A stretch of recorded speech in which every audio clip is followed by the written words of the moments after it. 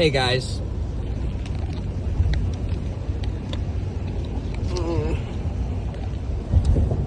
I am gonna, this is gonna be a video that will help so many people if you have the slightest mechanical ability, okay? We're gonna go through and I'm gonna tell you exactly step by step what I would be doing if I was at your house having to fix your generator, okay? First one we're gonna go over the generator will not start, okay? Let's just go ahead and tackle an easy one. The generator won't start and you have a battery operated, you have an electric start one with a starter, you know, blah, blah, blah, battery, and you have a push button. And when you push the push button, you hear a click or just nothing, right? You hear nothing. First thing I am doing, I'm looking over the generator to make sure that there's not an on-off switch that is not on. A lot of the push button, a lot of the electric start ones will have an on-off switch that you have to have in the on position before you can push the button to start the generator, okay? That's number one. Some of the Duramaxes have the battery switch, battery on-off. Make sure it's on.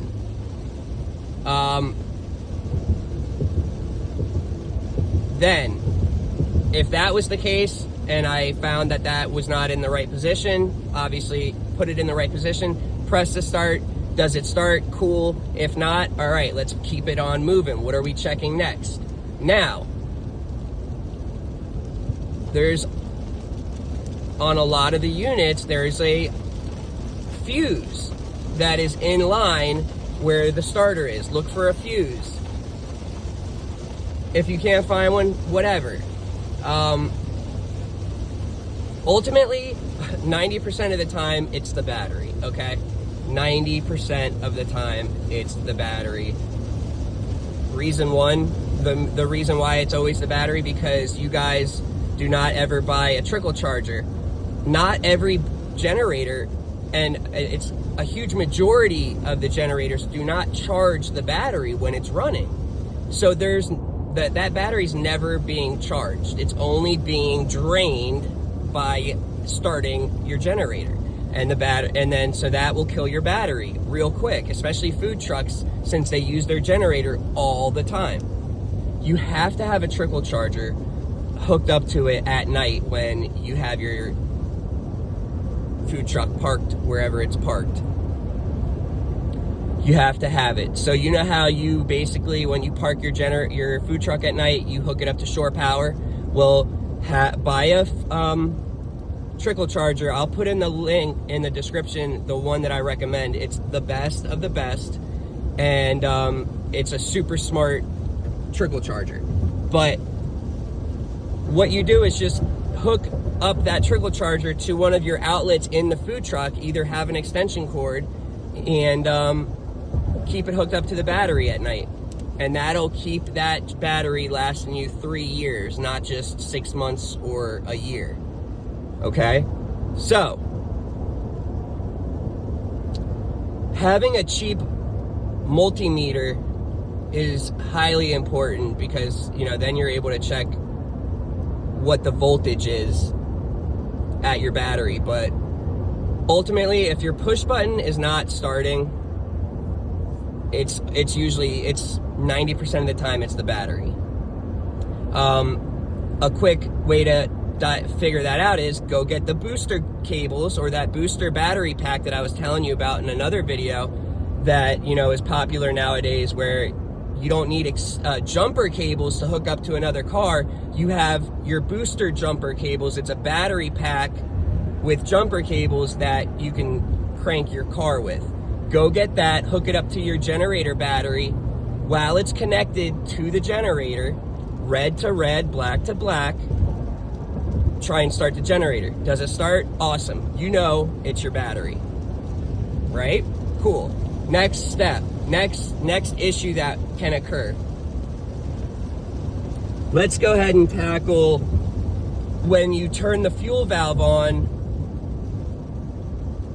fuel starts leaking out of your air filter box or the carburetor area. You start seeing fuel start dripping down. That means what?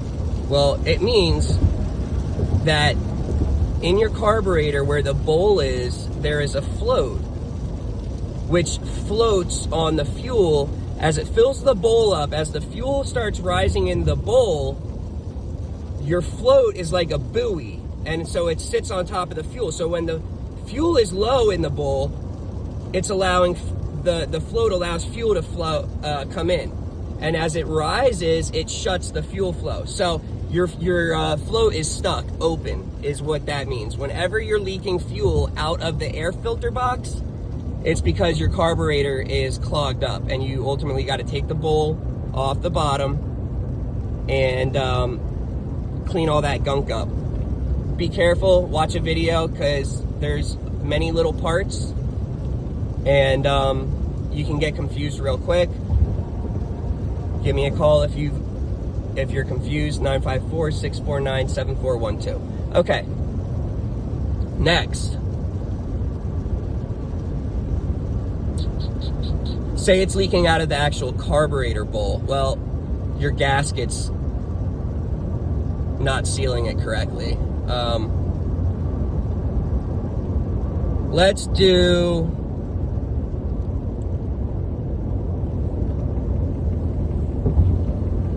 your generator runs very erratic.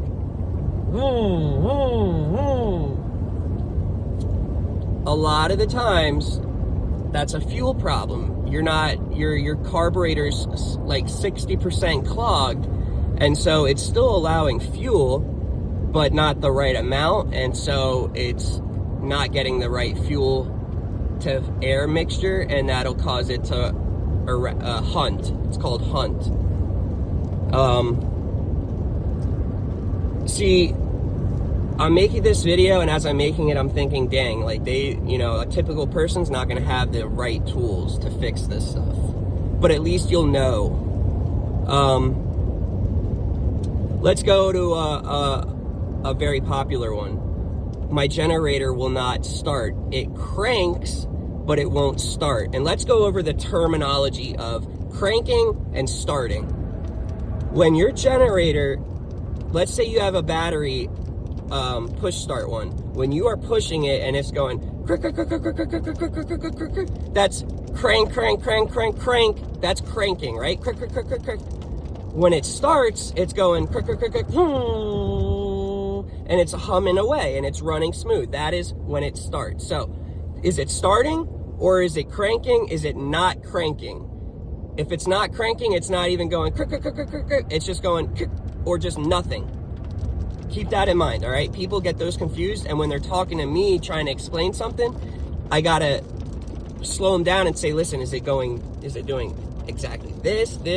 Okay, next. So, we kind of went over, if your generator does not even crank, if it just does nothing or it makes a click and that's it, what did I tell you? Most likely your battery or your fuse. There can be the possibility of it being a starter, but those are very low, way lower possibilities. So, your generator cranks, but it will not start. It just and that's it.